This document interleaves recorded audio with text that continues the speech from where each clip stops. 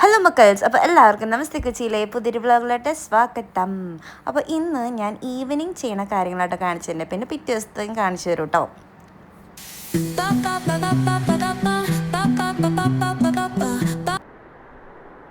അപ്പോൾ ഗൈസ്, നമുക്ക് പ്രാർത്ഥിക്കാം.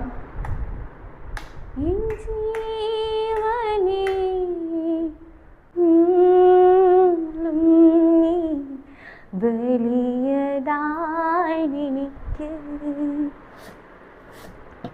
എൻ ജീവനെ കാലും നീ വലിയതായെനിക്ക്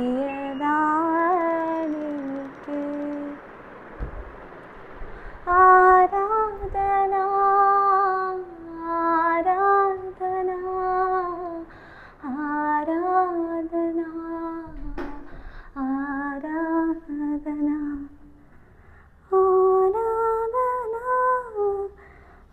ആരാധന ആരാധന ആരാധന എൻ പ്രാണനാഥനേ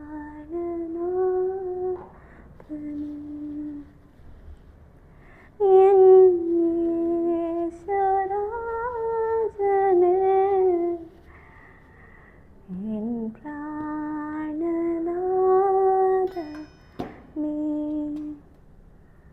എൻ യേശുരാജനേ എൻ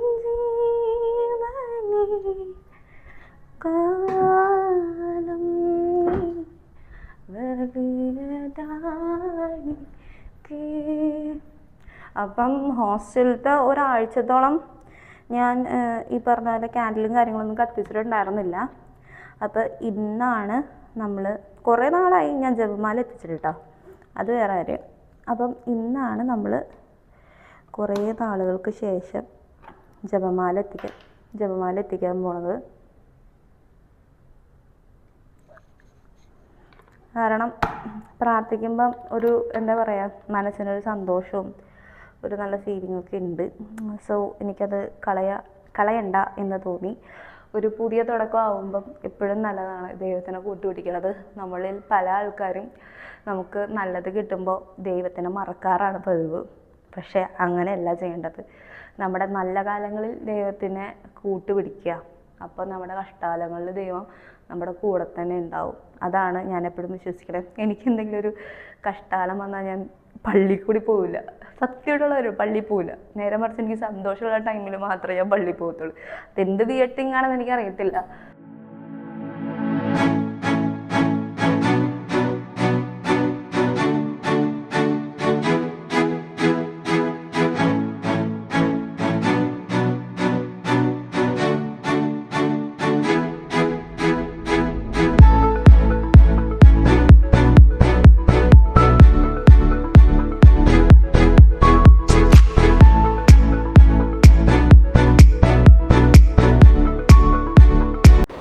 അപ്പോൾ ഗൈസ്, ഞാനേ ഗുലാബ് ജാമുൻ ഉണ്ടാക്കണതിൻ്റെ വീഡിയോ ആണ് എടുത്തുകൊണ്ടിരുന്നത്. പക്ഷേ ഇപ്പോൾ ഞാൻ എൻ്റെ ഫോണിൽ ഇത് നോക്കിയപ്പം അതിൻ്റെ സ്റ്റോറേജിൽ ഞാൻ കുറേ വീഡിയോസ് ഡിലീറ്റ് ചെയ്ത കൂട്ടത്തിൽ ഗുലാബ് ജാമുൻ ഉണ്ടാക്കണതിൻ്റെ വീഡിയോസിൽ പകുതി ഭാഗങ്ങളും ഡിലീറ്റ് ആയിപ്പോയി. സോ ഗൈസ്, ഇപ്പം ഇതിൽ ഞാൻ കാണിക്കുന്നത് ഗുലാബ് ജാമുൻ ഉണ്ടാക്കണം കേട്ടോ. കാരണം ഞാൻ പുതിയ വീട്ടിലോട്ട് മാറിയപ്പം ക്ലാസ്സിലെ പിള്ളേർക്ക് എന്തെങ്കിലും ട്രീറ്റ് കൊടുക്കണമെന്ന് അവർ പറഞ്ഞിട്ടുണ്ടായിരുന്നു. അപ്പോൾ കാര്യം ഒന്ന് മേടിച്ചു കൊടുക്കാനുള്ള ആവത് എനിക്കില്ലെങ്കിലും I like to make and I like to cook for others. അപ്പോൾ ഞാൻ വിചാരിച്ചു എന്നാൽ പിന്നെ അവരെന്നോട് പറഞ്ഞു ഗുലാബ് ജാം ഉണ്ടാക്കാൻ പറഞ്ഞു. അപ്പോൾ ഞാൻ പറഞ്ഞു ശരി, എന്നാൽ ഉണ്ടാക്കി കൊണ്ടുവരാമെന്ന് പറഞ്ഞു. അങ്ങനെ എൻ്റെ മനസ്സുകൊണ്ട് സന്തോഷിച്ച് എൻ്റെ എന്താ പറയുക, എനിക്ക് കുക്ക് ചെയ്യുമ്പോൾ ആൾക്കാർ ഹാർട്ട്ഫുള്ളി സോൾഫുള്ളി കഴിക്കണമെന്ന് വളരെയധികം ആഗ്രഹമുള്ള ഒരു വ്യക്തിയാണ് ഞാൻ. അപ്പം അതൊക്കെ മനസ്സിൽ കണ്ടിട്ട് ഞാനിപ്പോൾ കുക്ക് ചെയ്യണതാണ്. എൻ്റെ ക്ലാസ്സിലുള്ള പിള്ളേർക്ക് വേണ്ടി ഈ ഗുലാബ് ജാം ഉണ്ടാക്കുന്നത് അടിപൊളിയായിരിക്കണമെന്ന് ചിന്തിച്ചുകൊണ്ട് കേട്ടോ. അപ്പോൾ മക്കളെ, ആദ്യമായിട്ടാണ് ഞാൻ ഗുലാബ് ജാം ഉണ്ടാക്കാൻ പോകുന്നത്. അപ്പം ഞാനിതിൽ റെസിപ്പീസൊന്നുമല്ല കാണിച്ചിരുന്നത്. കാരണം ഞാനെങ്ങനെ കുക്ക് ചെയ്യണമെന്നോ ഞാനങ്ങനെ അവർക്ക് വേണ്ടിയിട്ട് അല്ലെങ്കിൽ ഒരാൾക്ക് ഒരു സംഭവം ഉണ്ടാക്കി കൊടുക്കുമ്പോൾ എത്രയേറെ ഡെഡിക്കേറ്റഡ് ആയിട്ട് ചെയ്യണമെന്ന് കാണിച്ചു തരാൻ വേണ്ടി മാത്രമാണ് കേട്ടോ ഞാൻ ഈ വീഡിയോ കാണിച്ചത്. അല്ലാണ്ട് വേറെ ഒന്നുമായിട്ട് നിങ്ങൾ വിചാരിക്കേണ്ട ആവശ്യമില്ല. കാരണം എന്നെ സംബന്ധിച്ച് എനിക്ക് ഞാൻ സ്നേഹിക്കുന്ന ആൾക്കാരെ ഞാൻ ഏറ്റവും അറ്റ്മോസ്റ്റ് പ്രയോറിറ്റി ലിസ്റ്റിൽ ഉൾപ്പെടുത്തുന്ന ഒരാളാണ്. പക്ഷേ നമ്മുടെ ലൈഫിൽ പലപ്പോഴും, നമ്മുടെ എന്നല്ല എൻ്റെ ലൈഫിൽ പലപ്പോഴും ആ പ്രയോറിറ്റി ലിസ്റ്റിൽ കിടക്കുന്ന ആൾക്കാർ ആ സ്നേഹം തിരിച്ചറിയാണ്ട് നമ്മളെ കുറേ അധികം മാനസികമായിട്ട് വിഷമിപ്പിക്കുന്ന ആൾക്കാർ എൻ്റെ ലൈഫിൽ കുറേ അധികം കടന്നു പോയിട്ടുണ്ട്. സോ എൻ്റെ സർക്കിൾ എന്ന് പറയാനായിട്ട് എനിക്ക് ഞാൻ മാത്രമേ ഉള്ളൂ. അതാണിപ്പോൾ നിലവിൽ എൻ്റെ സർക്കിളിൽ നിന്ന് ഞാൻ പറയുന്നത്. എനിക്ക് ദൈവവും ദൈവത്തിന് ഞാനും എന്നുള്ളൊരു സർക്കിളാണ് ഞാനിപ്പോൾ നിൽക്കുന്നത്. സോ ആൾക്കാരെയൊക്കെ ഞാൻ സംസാരിക്കും, അവരുമായിട്ട് ഇടപഴകുകയൊക്കെ ചെയ്യുമെങ്കിലും I won't take anyone in personal. Because ആ ഒരു ബിട്രയൽ എപ്പോഴും കിട്ടിയിട്ടുണ്ട് ലൈഫിൽ. എപ്പോഴും ഏതൊരു സാഹചര്യത്തിലും എനിക്ക് അങ്ങനത്തെ ഒരു ബിട്രയൽ കിട്ടിയിട്ടുണ്ട്. ഒറ്റപ്പെടുത്തലും ഒറ്റപ്പെടുത്തൽ എന്ന് പറഞ്ഞൊരു സംഭവം ഉണ്ടല്ലോ, ലോൺലിനെസ്. അതെൻ്റെ ലൈഫിൽ ഒരു എന്താ പറയുക, സിബ്ലിങ് പോലെയാണ് എനിക്ക് എപ്പോഴും എൻ്റെ ലൈഫിൽ ഉണ്ടായിട്ടുള്ളൊരു സംഭവമാണ് അത്. സോ എനിക്ക് അതുള്ളത് കൊണ്ട് തന്നെ നമുക്കറിയില്ല, മേ ബി നമ്മൾ ഇത്രയും ഒറ്റപ്പെടുത്തുന്നത് ദൈവം എന്തെങ്കിലും ഒരു നല്ല കാര്യത്തിന് വേണ്ടിയിട്ടായിരിക്കുമല്ലേ. അങ്ങനെ വിശ്വസിച്ച് പോകാനാണ് എനിക്ക് ആഗ്രഹം. ഞാൻ എൻ്റെ ബെസ്റ്റ് ഫ്രണ്ട്സ് എന്ന് കരുതുന്ന പല ആൾക്കാർക്കും ഞാനൊരു ബെസ്റ്റ് ഫ്രണ്ട് അല്ല എന്ന് വളരെ കുറേ ലേറ്റായതിന് ശേഷമാണ് ഞാൻ അറിഞ്ഞിട്ടുള്ളത്. സോ അതൊക്കെയാണ് കാര്യങ്ങൾ. ഞാനിപ്പോൾ അതെന്തിനാണ് ഇവിടെ പറഞ്ഞതെന്ന് ചോദിച്ചു കഴിഞ്ഞാൽ എനിക്കറിയത്തില്ല, എനിക്ക് പറയാൻ തോന്നി, ഞാൻ പറഞ്ഞു. അപ്പം ഞാൻ ഈ വീഡിയോസ് ഇടുന്നതും ഞാൻ ഈ വീഡിയോസിൽ കൂടെ പറയുന്ന കാര്യങ്ങളൊക്കെ എൻ്റെ ലൈഫിൽ ഞാൻ അനുഭവിച്ചിട്ടുള്ള എക്സ്പീരിയൻസും എൻ്റെ ഉള്ളിലുള്ള വിഷമങ്ങളും എൻ്റെ ഉള്ളിലുള്ള എനിക്കുണ്ടാവുന്ന തോട്ടുകളുമാണ് ഞാൻ നിങ്ങൾക്ക് വേണ്ടി പ്രസൻറ്റ് ചെയ്യുന്നത്. സോ എനിക്ക് ആരോടും എൻ്റെ വിഷമങ്ങളോ എൻ്റെ കാര്യങ്ങളോ പറയാനായിട്ട് ഇൻഡയറക്റ്റായിട്ട് ഡയറക്റ്റ്ലി ആയിട്ട് പറയാൻ പറ്റാത്ത കാര്യങ്ങൾ ഞാൻ എൻ്റെ ചാനലിൽ കൂടെ നിങ്ങളിലോട്ട്, എൻ്റെ സബ്സ്ക്രൈബേഴ്സ് ആവാം, എൻ്റെ നോൺ സബ്സ്ക്രൈബേഴ്സ് ആവാം, നിങ്ങളിലോട്ട് ഞാൻ പറയുന്നു, അത്രേ ഉള്ളൂ. അതിലൂടെ എനിക്ക് കിട്ടുന്നത് കുറച്ച് ആശ്വാസവും എനിക്ക് എന്താ പറയുക, അറ്റ്ലീസ്റ്റ് ഞാനെന്ന് പറഞ്ഞ വ്യക്തി ഈ ലോകത്ത് എവിടെയെങ്കിലുമൊക്കെ ഉണ്ടല്ലോ എന്നുള്ളൊരു തോട്ടുമാണ് കിട്ടുന്നത്. So I am very happy. So YouTube ചാനലിൽ ഞാൻ ആദ്യമൊക്കെ ഭയങ്കര ഡെഡിക്കേറ്റഡ് ആയിട്ട് ചെയ്യണം, മോണിറ്ററി ബെനിഫിറ്റ് കിട്ടണം എന്നോർത്ത് ചിന്തിച്ച് 2-3 വീഡിയോസൊക്കെ ഇട്ട് പിന്നെ ഇൻകൺസിസ്റ്റൻ്റ് അല്ലാത്തത് കൊണ്ട് വീണ്ടും വീഡിയോസ് ഇടാണ്ടിരുന്നു, പിന്നെയും വന്ന് ഇട്ട് അങ്ങനെയൊക്കെ പൊയ്ക്കൊണ്ടിരുന്ന ഒരു ടൈം പീരീഡ് ആയിരുന്നെങ്കിൽ. പക്ഷെ ഇപ്പോൾ എനിക്ക് യൂട്യൂബ് ചാനൽ എന്ന് പറയുന്നത് ജസ്റ്റ് ഫോർ മൈ ആശ്വാസമാണ്. പിന്നെ എന്താ പറയുക, മോണിറ്ററി ബെനിഫിറ്റ് ഓഫ് കോഴ്സ് വേണം, പക്ഷെ എന്നാലും ഞാൻ അത് ഇൻ ഡീറ്റെയിൽ ആയിട്ട് ഫോക്കസ് ചെയ്യുന്നില്ല. ഞാൻ ഇൻ ഡീറ്റെയിൽ ആയിട്ട് ഫോക്കസ് ചെയ്യുന്നൊരു സംഭവം എന്ന് പറഞ്ഞാൽ എൻ്റെ എഡ്യൂക്കേഷനാണ്, എൻ്റെ പഠിത്തമാണ്. എൻ്റെ മുടങ്ങിപ്പോയ എൻ്റെ പഠിത്തം ഞാൻ കാരണം കൊണ്ട് എൻ്റെ ജീവിതത്തിൽ ഞാൻ തന്നെ നശിപ്പിച്ച എൻ്റെ ഒരു എഡ്യൂക്കേഷനുണ്ട്. ഞാൻ എൻ്റെ ലൈഫിൽ ഒന്നുമല്ലാണ്ടാക്കി കളഞ്ഞ ഒരു ജീവിതമുണ്ട് എൻ്റെ ലൈഫിൽ. ഞാൻ എന്തൊക്കെയോ ആയിരുന്നു. 10ാം ക്ലാസ് വരെ ഞാൻ best student of the year അടുപ്പിച്ച് 3 വർഷമായിരുന്നു, സ്കൂൾ ക്യാപ്റ്റനായിരുന്നു, സ്പോർട്സിൽ ഭയങ്കര വലിയൊരാളായിരുന്നു. അതെല്ലാം കൊണ്ടേ നശിപ്പിച്ച് കളഞ്ഞ ഒരാളാണ് ഞാൻ. സോ അതുകൊണ്ട് തന്നെ എനിക്കത് തിരിച്ചു പിടിക്കണമെന്ന് തോന്നി. അതുകൊണ്ടാണ് ഞാനിപ്പോൾ പഠിത്തത്തിൽ ഫോക്കസ് ചെയ്ത് ബാക്കിയുള്ള ഈ വക കാര്യങ്ങളെല്ലാം ചെറിയ രീതിയിൽ ചെയ്യുന്നത്. സോ എൻ്റെ വീഡിയോസും എൻ്റെ ചാനലും എൻ്റെ ഷോർട്സും എല്ലാവരും കണ്ട് ഇഷ്ടപ്പെട്ടാൽ നിങ്ങൾ സബ്സ്ക്രൈബ് ചെയ്യുക, ലൈക്ക് ചെയ്യുക, ഷെയർ ചെയ്യുക.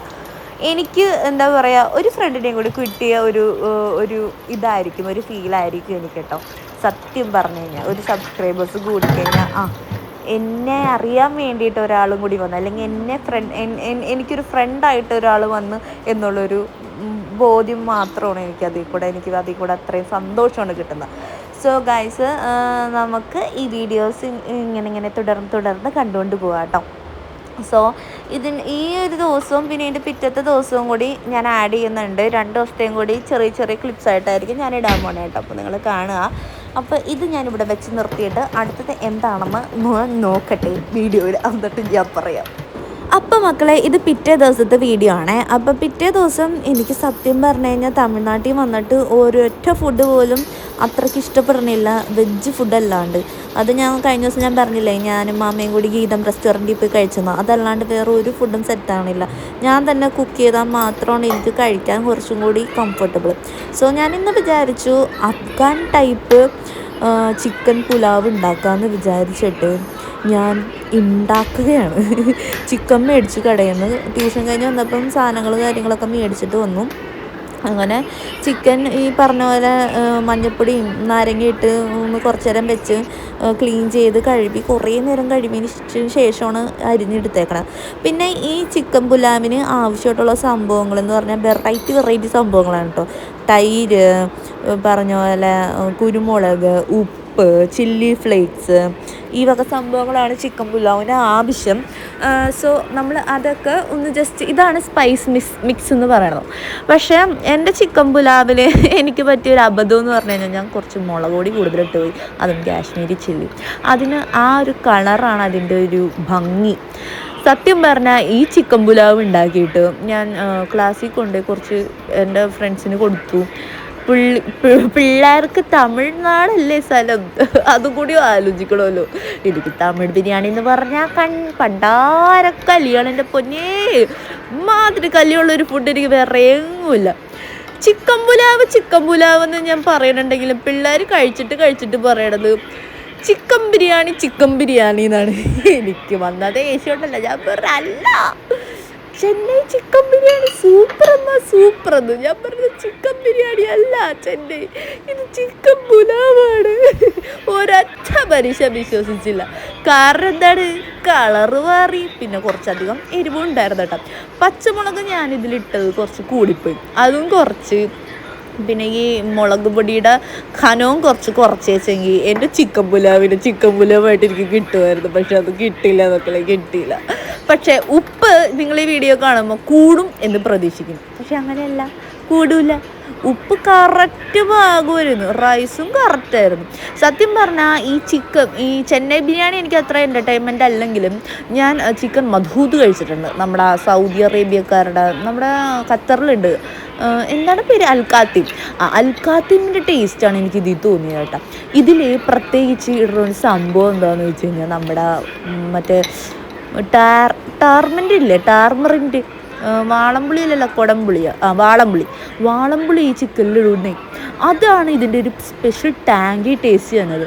അടിപൊളി സംഭവമാണ്. പക്ഷെ കളറ് മാത്രമേ പ്രശ്നമുള്ളൂ. പിന്നെ കുറച്ച് എരിവ് അത് അങ്ങോട്ട് മാറ്റി വെച്ച് കഴിഞ്ഞാൽ ശരിക്കും എനിക്ക് സൗദി മധൂദ് അൽഖാത്തിമിലെ ഒരു ചിക്കൻ റൈസില്ല, ചിക്കനും റൈസും കൂടി കഴിക്കണമെന്ന് തോന്നി. പിന്നെ ഞാൻ ചിക്കൻ കട ചെന്ന് ആ ചേട്ടനോട് ഞാൻ ചോദിച്ചു, ചേട്ടാ വിത്ത് സ്കിന്നും തന്നെ എന്ന് ചോദിച്ചു. കാര്യം എനിക്ക് ചിക്കൻ പുലാവ് ഉണ്ടാക്കാനല്ലായിരുന്നു, ചിക്കൻ മന്തി ഉണ്ടാക്കാനായിരുന്നു ആഗ്രഹം.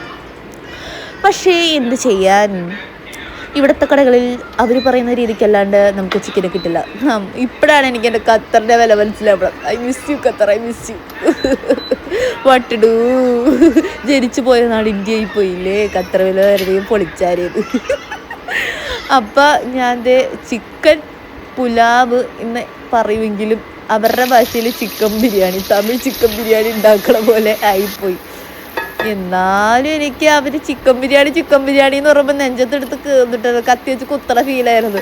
ഞാൻ പറഞ്ഞു ചിക്കൻ ബിരിയാണി അല്ല ചിക്കൻ പുലാവ് എന്ന് പറഞ്ഞ് മാറ്റി പറഞ്ഞിട്ടും പിള്ളേർക്ക് ഇന്ന് ചിക്കൻ ബിരിയാണി ആയിരുന്നു. എന്തെങ്കിലും ആവട്ടെ, പോട്ടെ. അങ്ങനെ ചിക്കൻ ബിരിയാണി ഉണ്ടാക്കി. പക്ഷേ എൻ്റെ ഈ ചിക്കൻ ബിരിയാണി എനിക്ക് അങ്ങോട്ട് ഇഷ്ടപ്പെട്ട്. കുറച്ച് ഉപ്പല്ല, കുറച്ച് മുളക് കൂടിപ്പോയി എന്നല്ലാണ്ട് എൻ്റെ ചിക്കൻ ബിരിയാണിക്ക് ഒരു പ്രശ്നം ഉണ്ടായിരുന്നില്ല കേട്ടോ.